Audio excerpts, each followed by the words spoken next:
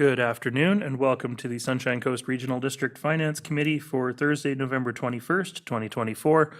It's 1:41 p.m. and I would like to call this meeting to order and acknowledge that the Sunshine Coast Regional District is located within the traditional territories of the Shishal and Squamish Nations.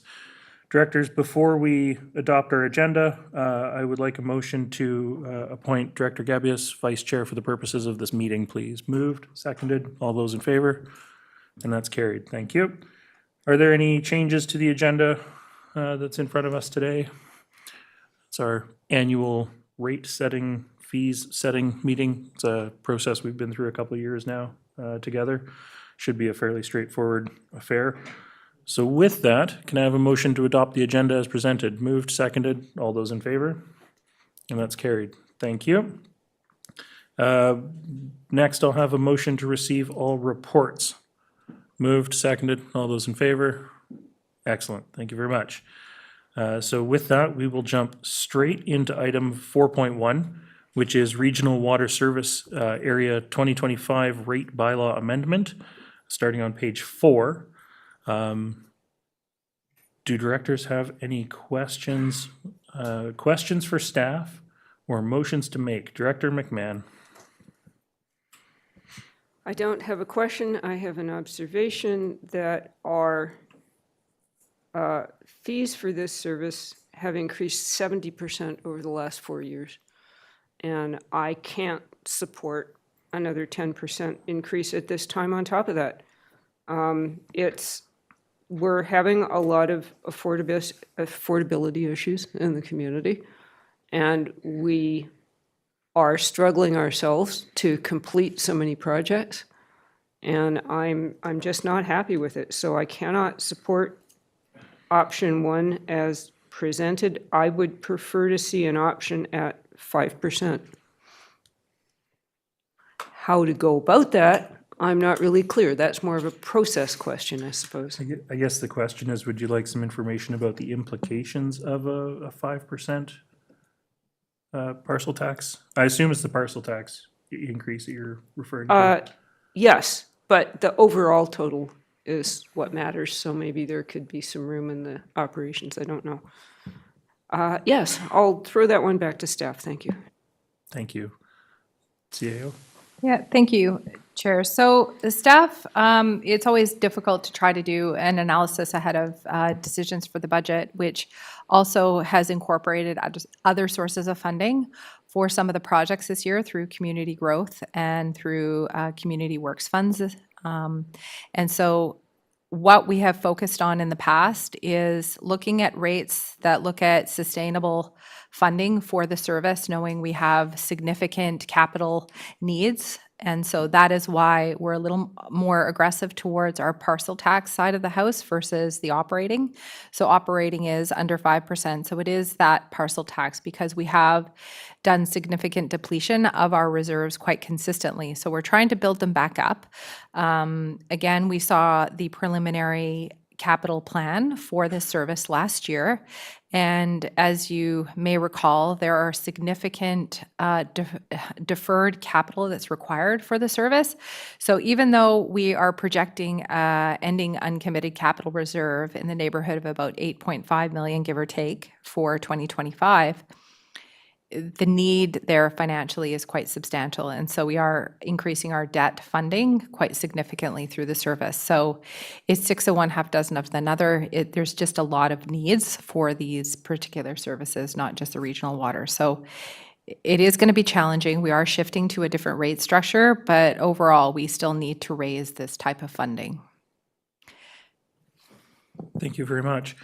Just before I go to the next speaker, I did want to note that it's on the top of page 8, it actually mentions that a healthy reserve balance for this service would be in excess of $15 million.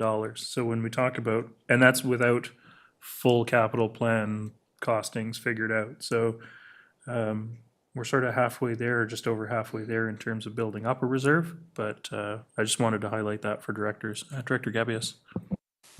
Thank you, Chair, and I can definitely agree with Director McMahon. It's a tough increase every year. It's been going up, and residents are crunched, and we are in an affordability crisis. So looking at some potential solutions or, I, like Area B has some community works funds and that have been accumulating for a while. And it's because we're not really able to put new projects in the work plan at this moment. Like it would seem wise to spend that money on what is our priority, which is water. So I would, I would be willing to put some money towards water projects. Now, how that would play today is unclear. So I don't know if the CAO/CFO could shed some light on that. I think that we are going into our round one budget deliberations on Monday, and these particular bylaws need to be approved prior to the year end. Our last board meeting is scheduled on December 12th, so depending on how we want to change the funding sources, we do have a very narrow window where we can explore alternative options. So if the board so wished, or the committee so wished to make a recommendation that we, staff bring back some further options for the rates for regional water, we could bring those back if it would likely be a late report as part of the November 28th COW meeting, because then you would have made some decisions in the round one budget. And there's options with funding, and you can, once we know more clarity, or you want to direct funding to projects for the regional water system for capital that might reduce these, then that would be the information we'd be garnering to be able to provide the report. So you wouldn't have a lot of time to digest it by the 28th, because of course we're going to be in budget Monday and Tuesday. Your agendas, your meeting's on Thursday, so narrow window, but we could try to provide some options. Okay, leave it there for now. Director Inkster. Thank you, Chair. I look at these figures, and if I look at all the items that are contained in the fees, I look at the ones that are of concern to Seashelt, and that's 4.15, 4.16, and the water issue. So this would be a big focus for myself and the fee changes. I am, like others, wanting to not continue to have large increases in that category. But as has been mentioned by the CFO a couple of times, budget is coming. We will, we could look at it as was indicated a week from today. It would be good maybe to look at it, in this particular case, a sober second thought, at or near the budget cycle, so we know where the other costings are going to be, because I'm uncomfortable with continuous cost increases. The other thing that I was wondering about within that discomfort and how do we deal with what would be considered sticker shock, is there any idea and or a plan moving forward to have this particular, a series of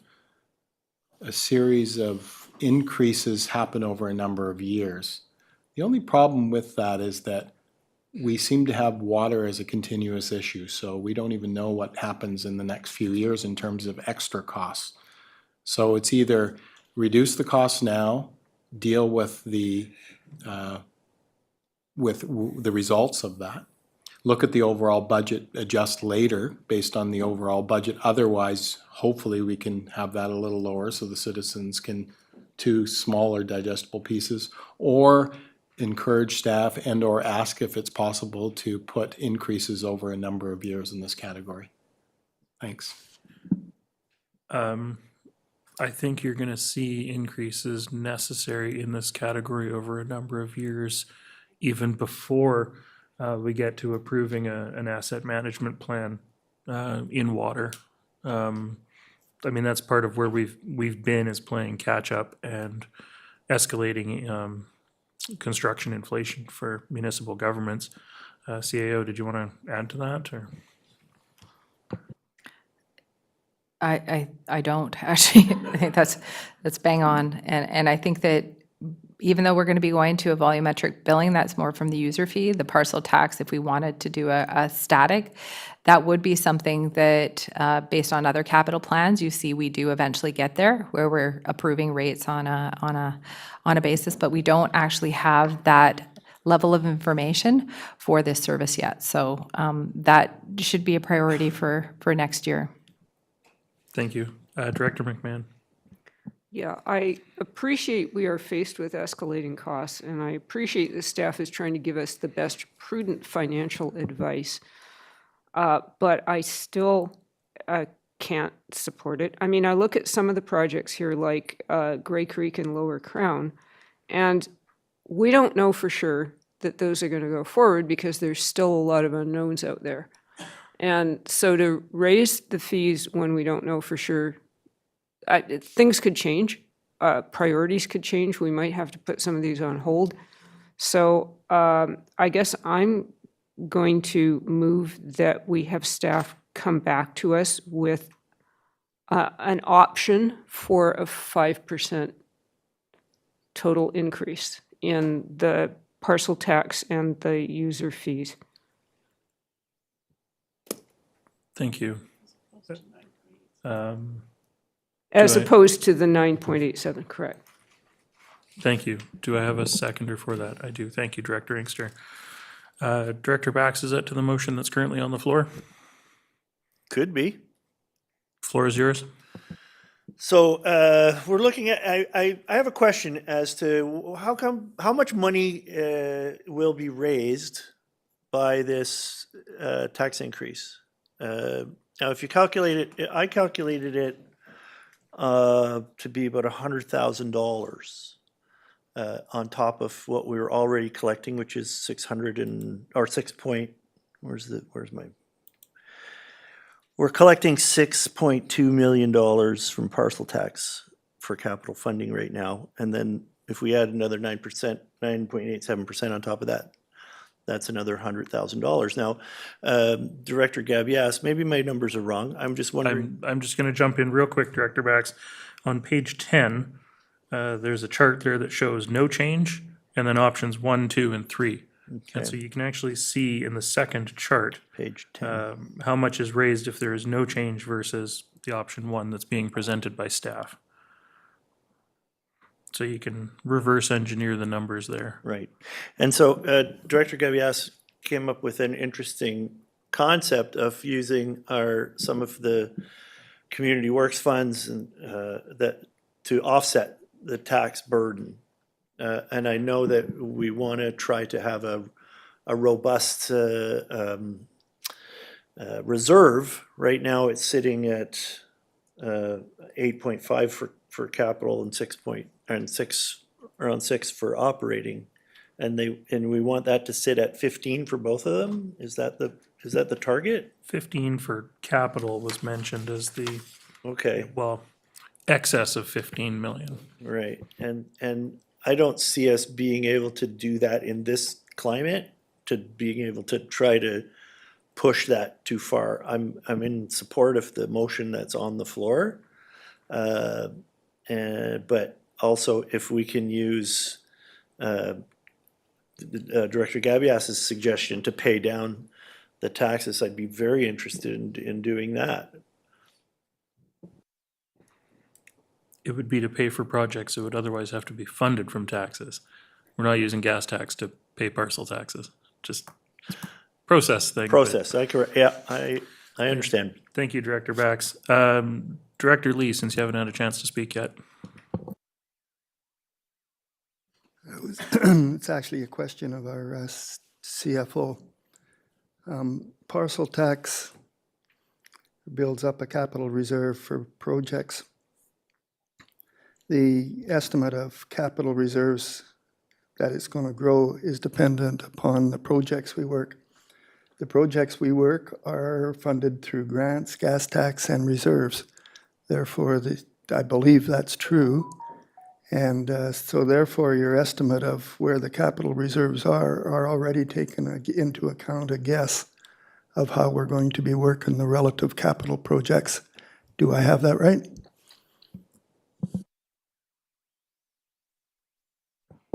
based on decisions. So you have already in front of you a proposal through the rates. It's going to come to budget as well. So it's a little bit of a timing issue is where one of your proposals, which is Grey Creek, to be funded through Community Works. So essentially it's just under $1 million of new capital projects that you want to do. And so it's the difference between your transfer to reserves and your budgeted transfer out of reserves. And so essentially that's the reconciliation we're providing for each option, which is what is the anticipated ending balance. And of course, we don't know what future projects are going to bring us. Right?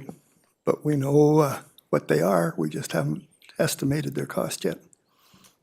We know what some of them are, but we still haven't looked at the fire flow implications and what it's going to take to actually achieve the fire flow targets that we need to get to.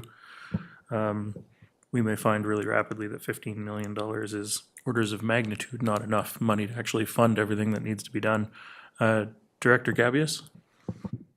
Thank you, Chair. And just to the motion, I'm not 100% comfortable with being so prescriptive with the amount of the increase that we want.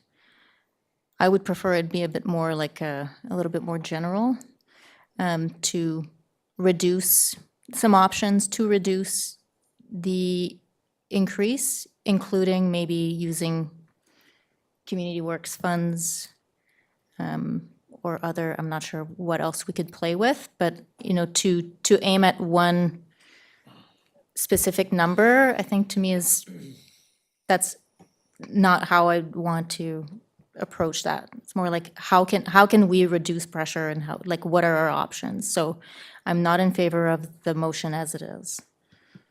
Thank you. Director McMahon? I think it's nice to have a goal, even though we may not get there. You know, staff might come back with options and we might decide that we can't go that low, we have to tax more. But I like to, we haven't been setting an expectation. And so setting an expectation is a starting place. Thank you, Director McMahon. I don't see any other hands up. Director Stanford, I haven't heard from you, but okay. With that, I will call the motion that is on the floor. And this is A, B, D, E, F, and C Shelt. Oh, sorry, you want the motion repeated? Tara? Recommended that staff bring back options to, I'm guessing, 2025 round one budget. I would just say that staff bring back, or that a report be brought forward to the November 28th Committee of the Whole with alternative options for the regional water service, user fees and parcel taxes. Was that a 5%? Sorry.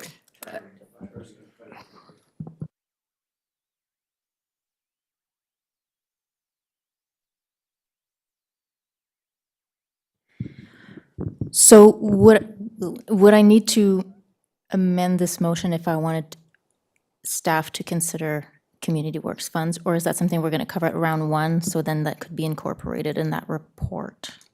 That's something we're going to cover off in round one. If we funded a project with Community Works funds, it won't need to be part of the next report. Okay. No other hands up. I will call the question. All those in favor? And those opposed? Director Lee opposed, motion's carried. Oh, sorry, Director Stanford, you were in favor? Okay, thank you. All right, that's 4.1 done. First one down. Next up, page 13, we have North Pender Harbor Water Service Area 2025 Rate Bylaw Amendment. Directors, any questions, discussion, recommendations? Looking to the area director first for recommendations. Accept the recommendations as made on page 13. Thank you very much. And I've got a seconder for that. This is listed as voting A and SNGD, but given that we only have A here, I think this is voting all directors. So any discussion on the motion that's on the floor? I will call the question then. All those in favor? Any opposed? That's carried. Okay, moving on to the South Pender Harbor Water Service Area 2025 Rate Bylaw Amendment, page 21. Directors, any questions, discussions? Director Lee? I'm not at all happy with the increase, but I'm well aware of the problems with South Pender and the need to try and get us from landing on stage 2 and perhaps stage 3. We need to do the work. Got a lot of infrastructure to fix, and it's not got a healthy balance. So I'd like to make a motion to accept the recommendations as listed on page 21. Thank you, Director Lee, and I've got seconders for that. Is there any discussion on the motion that's on the floor? If not, I will call the question. All those in favor? That's carried. Okay, moving on to item 4.4, which is 2025 wastewater user fee overview. We do have recommendations in front of us. Did staff want to give any sort of a high-level comment on it, or no? Perfect. Directors, Director Bax. Sorry, I would like to move the recommendations as they appear on page 29. Thank you, Director Bax, and I have a seconder for that. This is voting all directors. I don't see any other hands up. Directors, last chance for this particular item. Voting all those in favor? That's carried. Thank you. So moving on to item 4.5, which is Greaves Road wastewater 2025 user fee review. Page 33 in our agenda package. And directors, any questions, discussion? I'll look to the area director. Actually, I should have done a little bit more homework, but I see the user but not the parcel. Is the parcel staying the same as my assumption, I think? Is that correct? Yes, thank you. I'd like to make a recommendation. I'd like to make a motion to accept the recommendations on page 33. Thank you, and I've got a seconder for that. Director McMahon, I see your hand up. Yeah, just a comment that it's helpful for me to somewhere see both the user and the parcel for each service so that I can see what the overall total is. But I'm fine with this motion as made by Director Lee. Thank you, Director McMahon. No, it was a good observation. Something we'll look at for next year, I think, but the idea was that we're looking at the changes at the moment, so I hear you. I see no other hands up. I will call the question, voting all directors. All those in favor? And that is carried. Next up, we have Wood Creek Park wastewater frontage fees, page 36 in the agenda package. I'll go to Director McMahon first. Sure.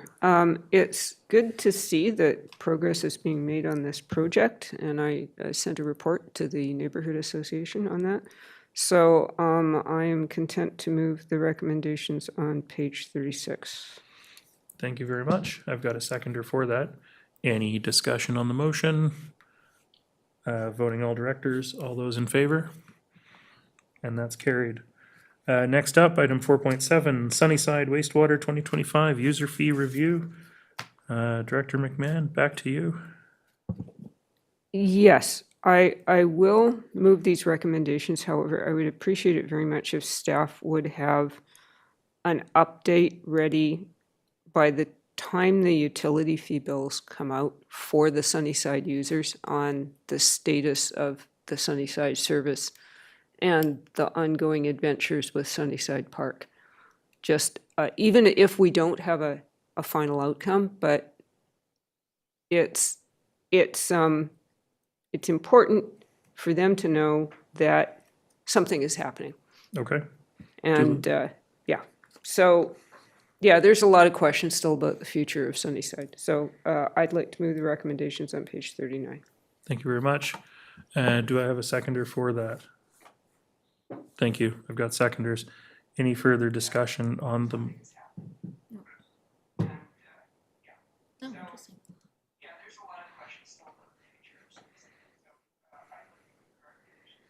get a recap. Yeah, in case we forgot what we were talking about. That's awesome. I don't see any other hands up. I will call the question then. All those in favor? And that's carried. Thank you. Next up, we have item 4.8, which is Jolly Roger, wastewater 2025 user fee review. And so I will turn to Director Gavious. Yeah. Okay, thank you, Chair. Yes, we'll move the recommendations on page 42. Understanding, I mean, increases are never great, but, you know, maintaining service levels and accounting for inflation, it seems pretty straightforward to me, so there you go. Thank you very much. Do I have a seconder for those recommendations? Somebody, anybody? Thank you, Director Stamford. Anybody? Is there any discussion on the motion? If not, I will call the question. All directors, all those in favor? Thank you, that's carried. Director Gavious, the next one is yours as well. Yeah, pretty similar, so I will move the recommendations on page 46 for the same reasons. Thank you. I lost my page number, so that's why I had you introduce it. And I've got a seconder for that. Any questions or discussion on the motion that's on the floor? If not, all those in favor? And that is carried. Okay, now that I'm caught back up, next up is the Square Bay wastewater 2025 user fee review, item 4.10, page 50 of our agenda package. Director Gabius. Yes, thank you very much. Thank you, Chair. And thank you to staff for all the work on this. And reading the report, it struck me that you have to deal with 15 very unique wastewater plants that you have not necessarily built yourself, and then you have to learn to operate. And so really appreciate all the work that you've done with the new plant at Square Bay, trying to understand how it works and reducing infiltration. And that shows with this reduction in fees this year. So I will move the recommendations on page 50. Thank you very much. Directors, do I have a seconder? Thank you, Director McMahon. It's the only one that's seeing a fee decrease. So I just wanted to point that out. Director Bax, sorry, you had a question? No, just Okay. point out that it's a reduction. Thank you. I don't see any hands up. I will call the question then. All directors, all those in favor? And that's carried. Next up, we have Langdale, item 4.11, on page 55. Director Stamford. Thank you, Chair. I'll move the recommendations as presented on page 55, but I also would like to add, there still continues to be a lot of uncertainty about when and how this project, updating this particular service, is going to happen. As we continue on, I think it's 10 years waiting to have this treatment facility brought up to modern standards. And every year it just gets more and more expensive. So we're really hoping to see some action on here. I know the community would like to see it completed. So after making that statement, I'd like to move the motion as presented. Thank you. Okay, but not including that statement in the motion. Thank you, Director McMahon, for seconding. Any discussion on the motion? Director Stamford, I see your hand up. I assume that's residual. Voting all directors, I will call the question. All those in favor? And that is carried. Thank you. Next up, we have the Curran Road wastewater user fee review, item 4.12 on page 58. Director Gabius. Thank you very much. So no increase this year for Curran Road, which is good news. And I will move the recommendations on page 58. Thank you very much, and I've got a seconder for that. Any further discussion on the motion? Giving you the opportunities, just in case. I don't want to rush through it if you guys have legitimate questions. Voting all directors, all those in favor? And that's carried. Thank you. Just wait until we get to the bylaws for all of this at the board meeting. Next up, we have 4.13, Painted Boat Wastewater User Fee Review, page 62. Director Lee. Thank you, Chair. Is there a particular reason for the 10% increase? Are we doing more pump outs or? Do we know? Manager Walkie? Thank you, Chair. I have an opportunity to say something now.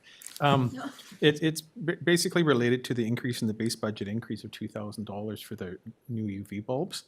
$63 times 33 is about $2,000. Oh, okay. Thank you. I'd like to make a motion to accept the recommendations as listed on page 62. Thank you very much, and I've got a seconder for that. Thank you, Director Gabius. Any other discussion on the motion? If not, I will call the question. All directors, all those in favor? And that's carried. All right, next up is 4.14 Saginaw Ridge wastewater frontage fees on page 66 in our agenda package. And my geography is not so bad as to know that this is also Area A, so Director Lee? Just checking, but the user fees are remaining the same, I assume, so we're just talking about the frontage fees. Yes, good. Okay. I'd like to make a recommendation to, I would like to make a motion to accept the recommendation on page 66, please. Thank you very much, and thank you, Director Gabius, for seconding that. Is there any discussion on the motion? All those in favor? That is carried. Thank you. Next up, we're going to move, thank you, Manager Walkie, for your contributions today. Next up, we're going to move to item 4.15 on page 69, which is refuse collection 2025 fee review.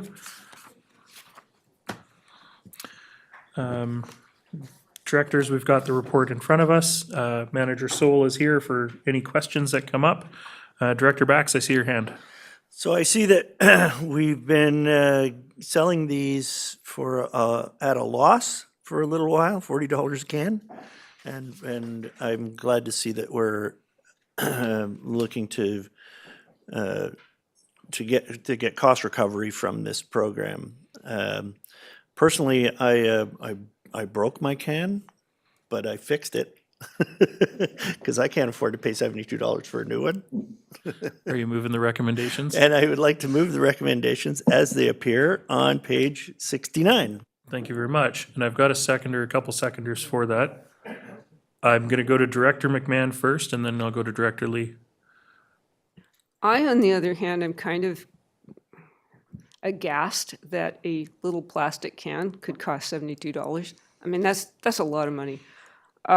How many of these do we typically replace in a year? Do you know? Thank you for the question through the chair. It's typically only a few dozen that get replaced per year. It's not often. People can use a different container for food waste. So a lot of people do choose to use a kitchen catcher type container, which will be obviously a lot cheaper to replace. So, thank you. I did, as long as residents have an alternative, because I have actually seen a bear pick up one of these and roll it down a ravine. And I don't want people chasing down the ravine after the bear and the can to save $72, so thanks. Director McMahon, that is a fantastic visual. I can think of a couple ravines on the Sunshine Coast that would be, yeah, that would be a comedy show. I don't see any other hand. Oh, my apologies, Director Lee. I don't believe I can vote on this. I don't have any of those cans. I was wondering about that myself because it says all directors, but I think it's only the participants because we do have 4 participant services, so that would be B, D, E, and F. Okay, so with that, I will call the question. All those in favor, B, D, E, and F? And that is carried. Thank you very much. Next up, we have solid waste facilities tipping fees review on page 61. That's 4.16 in our agenda package. Directors, while I wait and see if any of you have any questions, I had one question that when I was on the board the last term when we looked at the scrap metal fees, we talked about keeping the scrap metal fees in sync with the municipal solid waste fees in order to just limit the amount of rescaling that people had to do. And I'm just wondering if there is an operational concern if we diverge those fees. Thank you for the question.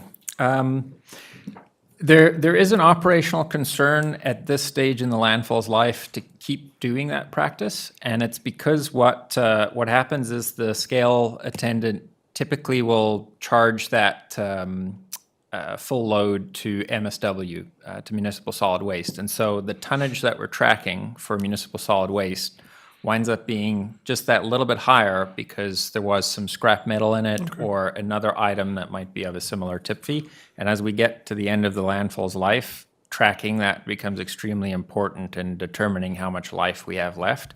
So it's really a practice that we've encouraged the scale attendants to stop doing, and changing this tip fee will help facilitate that as well.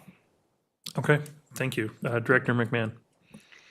Yeah, I was looking at the price for cardboard because I really feel for the small businesses that can't use the recycling depots. However, as pointed out, cardboard doesn't weigh that much, and I assume that the time and trouble to actually drive it to the landfill is probably more expensive than the tipping fee involved in the cardboard.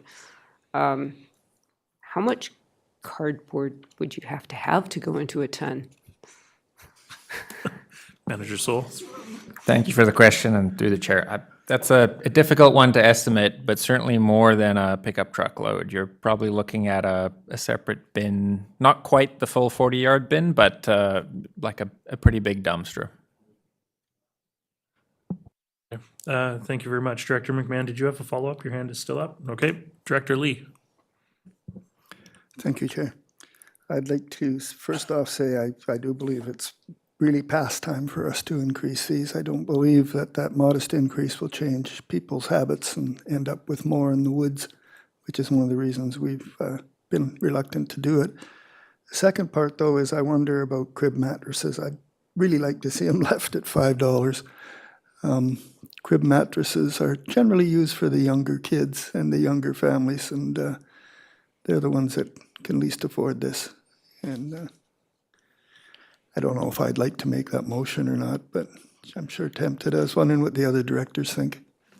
It's an interesting observation, Director Lee, because I was actually thinking about it from the other perspective in that $10 doesn't feel like very much these days. But I look at the price of mattresses going up, and that is one good that is easily observed when it is illegally dumped. I saw in the report here mentioning that the recycling system for mattresses has changed, the landscape has changed a little bit, which has increased our costs more. I believe the mattresses are being looked at as part of the EPR changes, which may mean there may be funding coming down the road for mattress recycling. Director McMahon. I sympathize with Director Lee. Like, I don't think people frivolously are changing crib mattresses. It's though I wonder about other mattresses because what was it, $3,800 a year that we get? I mean, that's breathtaking. But young families, yeah, I could see giving them a break. Thank you. Director Lee, I see your hand up again still, residual? Okay, thank you. Director Inkster.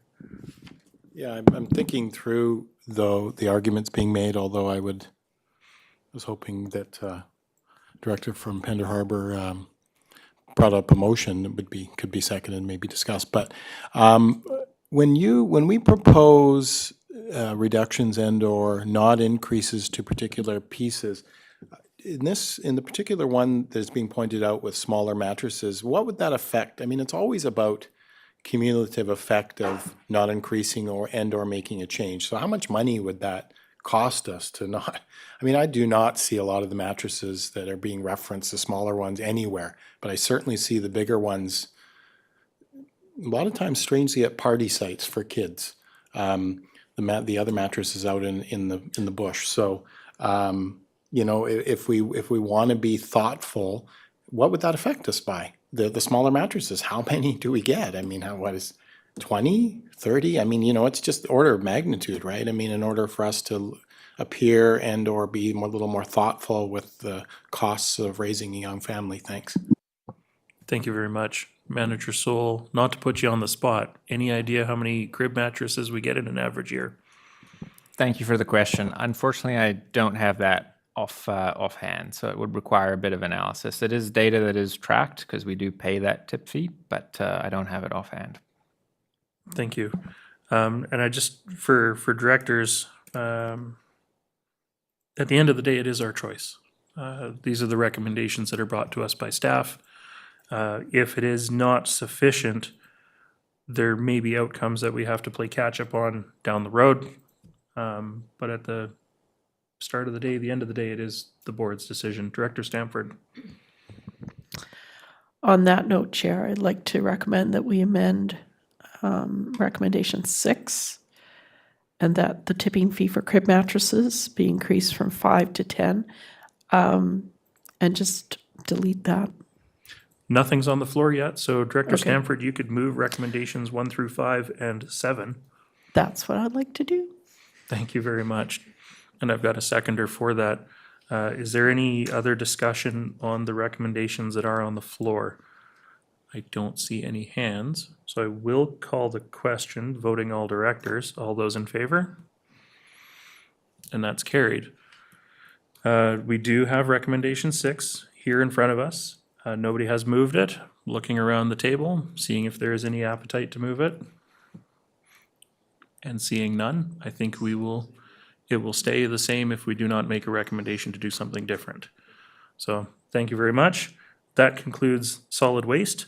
We're just going to take a 7-minute break here for the staff changeover before we get to building and plumbing bylaws and our planning fees. So we'll just take a really quick break and then we'll come back.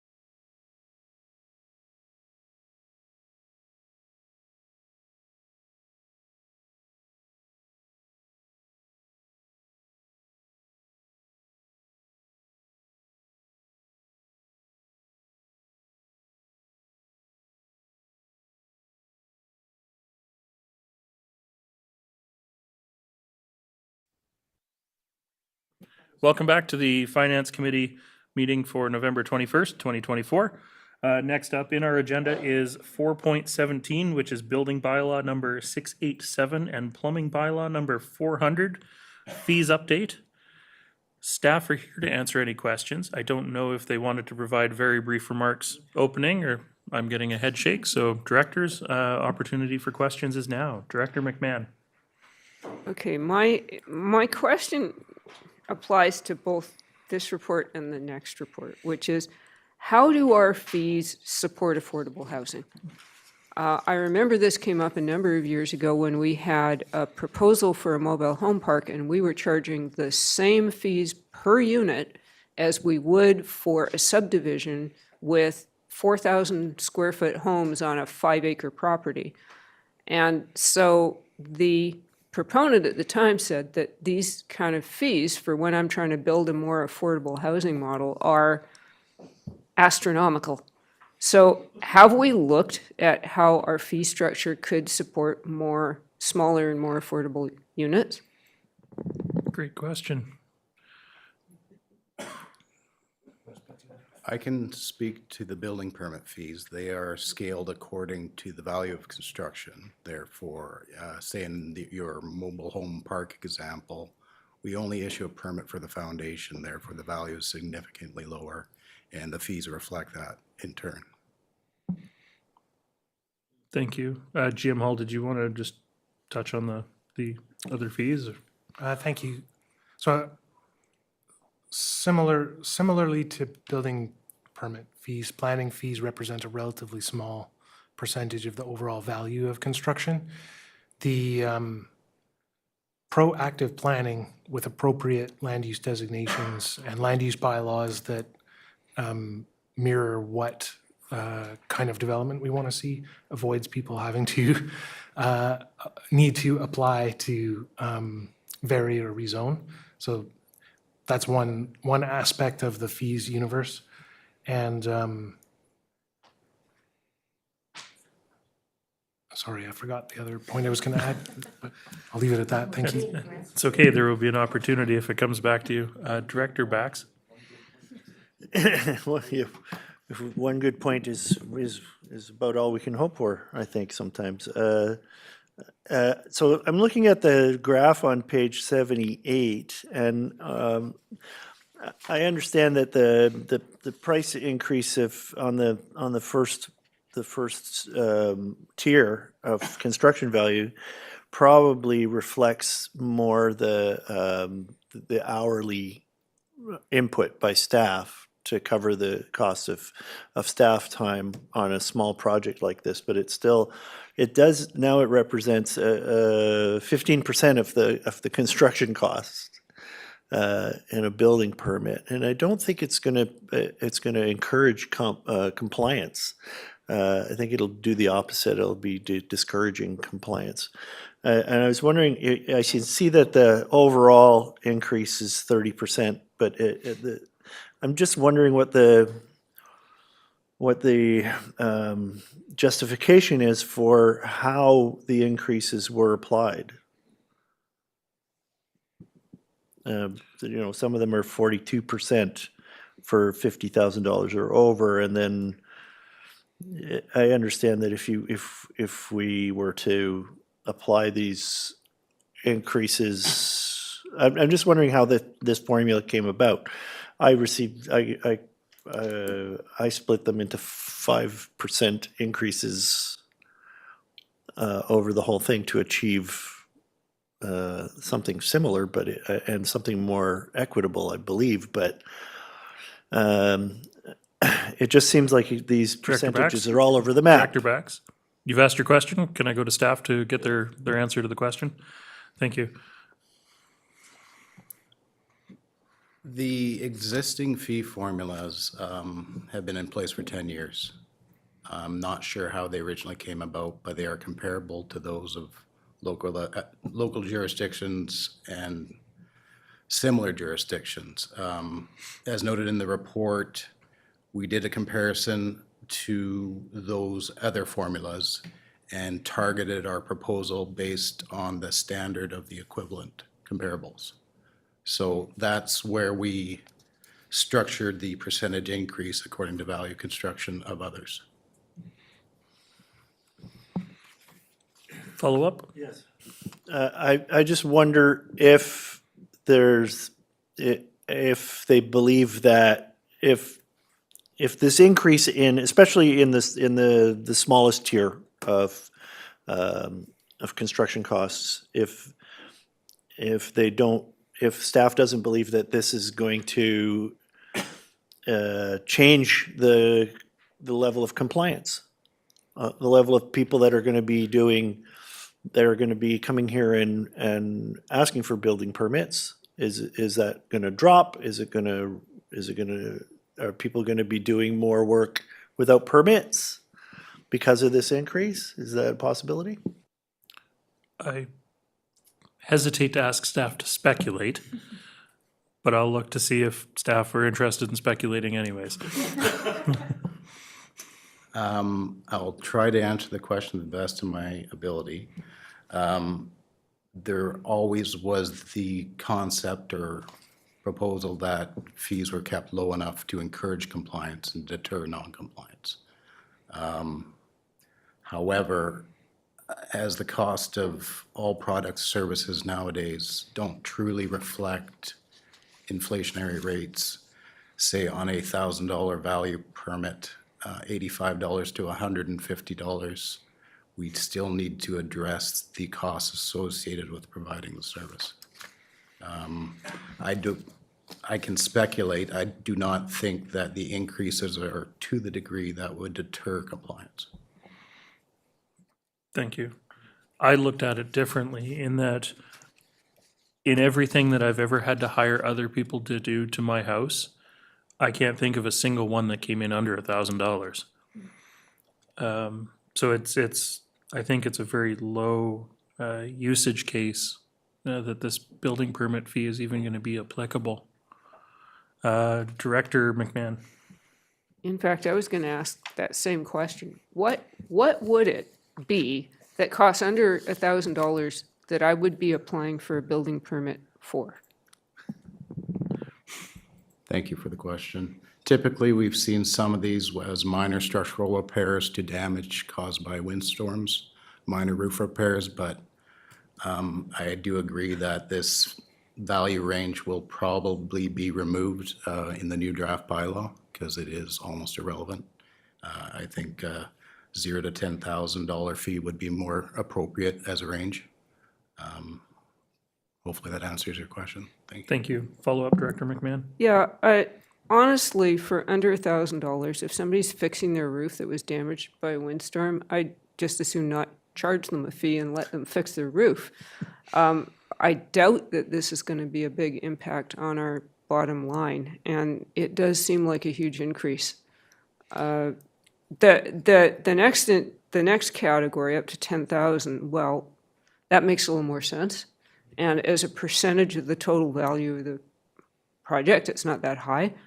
But for little things, and especially if they're essential repairs, I would hate to be charging people a lot of money. Just my comments. Thank you. I don't want us to get too down into the weeds at the moment, but Director Bax. On page 82, I'm looking at the B.116, alternative solutions. The current fee structure is $200 for the first 2 hours or any part thereof, and then $100 for in excess, $100 per hour after that. The proposed increase is to $1,000 for the first 2 hours, and I'm just wondering what justifies that increase, charging $500 an hour for this work. Just before I go to staff, I am going to ask Director Bax, do you understand, maybe not everybody here at this table does, do you understand what alternative solutions is? Well, in my understanding, it's something that the proponent, the client, brings to us and says, this is a solution that we may have for the issue that's at hand. Now, if staff spends 2 hours on that, and they come to a mutual solution, that's great. I think the present fee structure would be sufficient for to cover the costs of staff work. Unless the staff is billing time away from the client, which at that point, Thank you. that's something that they can justify. Did staff want to comment on what goes into approving alternative solutions? Because I think that might help answer Director Bax's question. Yeah, alternative solutions are intaked as a separate application or an amendment to an existing application. Our clerks have to process that initial application, and then from there, the alternative solutions are reviewed by committee, which is formed by all building officials on staff. Everyone conducts their own individual review, and then we come to an agreement to a proposed decision to accept it or not. We then communicate that to the applicant directly. So in our complement, we have 5 building officials, 6 including myself, as well as clerical processing time. So the current fee was not reflective of cost recovery. Thank you. Thank you very much. It's a fair bit of staff time that has to go into alternative solutions. Director Lee. Thank you, Chair.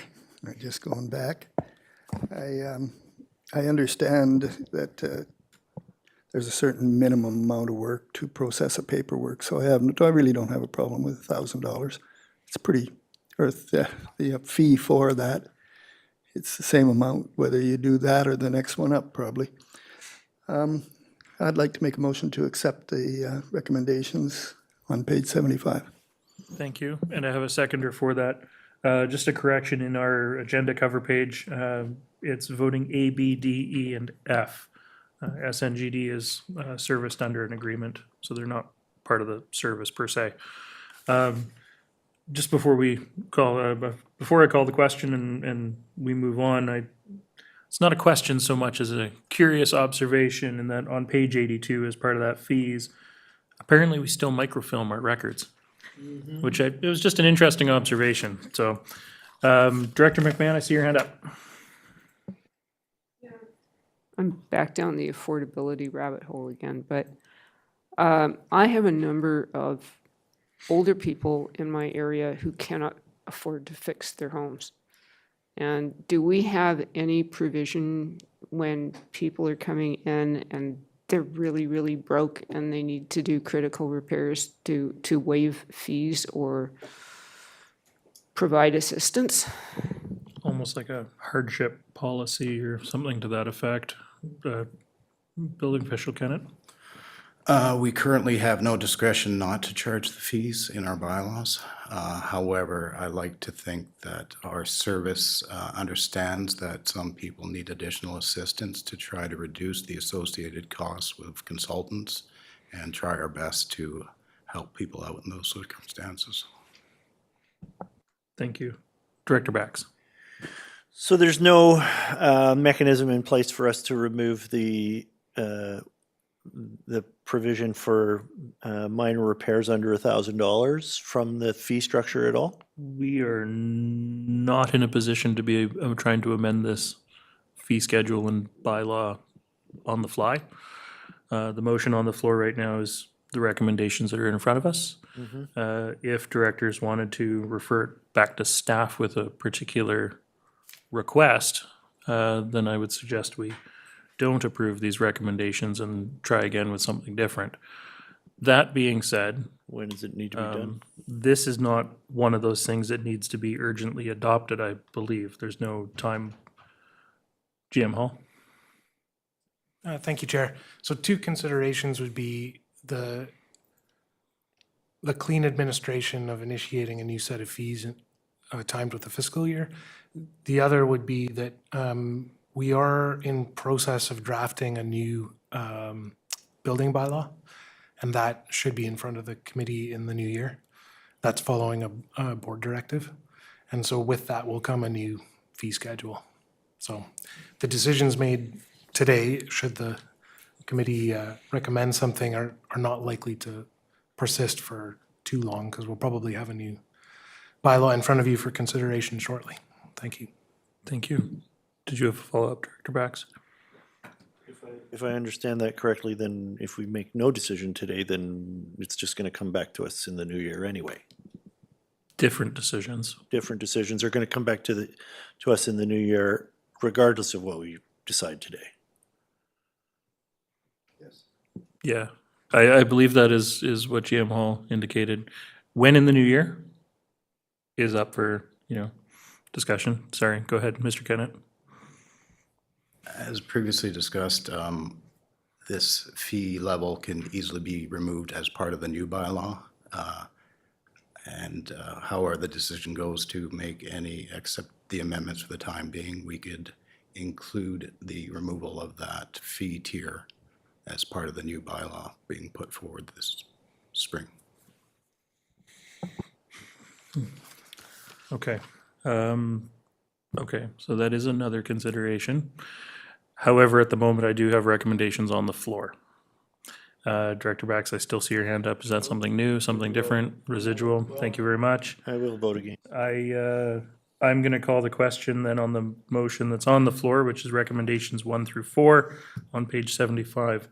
A, B, D, E, and F. All those in favor? And opposed? Director Bax opposed. The motion's carried. Thank you very much. And with that, we're going to move to the last item in our agenda, which is 4.18, Bylaw 522, Proposed Planning Fee Amendments, on page 85 in our agenda package. And directors, any questions for staff or recommendations to move forward? This is also voting A, B, D, E, and F. Director McMahon, was your question in the last report sufficient to cover the same sort of topic in this report? Director Gabias? Just to get us moving, we'll move the recommendations on page 85. Thank you. Do I have a seconder for that? Thank you, Director Sanford. Director McMahon?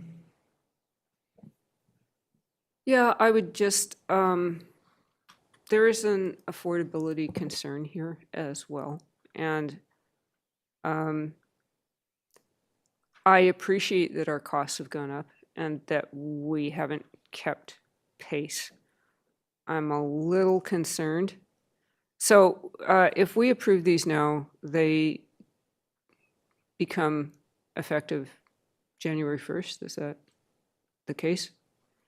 I mean, we still have a bylaw to give readings to at some point, but GM Hall, do you have an implementation date?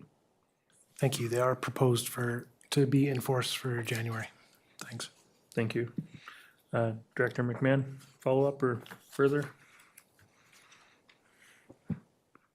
I know this is a problem happening across the province, that the fees that we're charging are not reflective of our actual costs. So I appreciate the reason why, but I also recognize that for anybody who has been contemplating a development, this is a sudden and dramatic increase in cost. And staff looks eager to speak. I thank you, Director McMahon. Whoever of you would like to speak, go for it. You both raised your hands, so.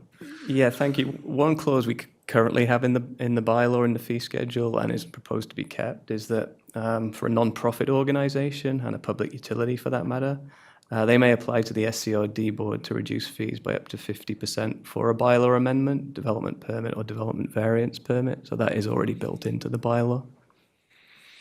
Thank you. Thank you.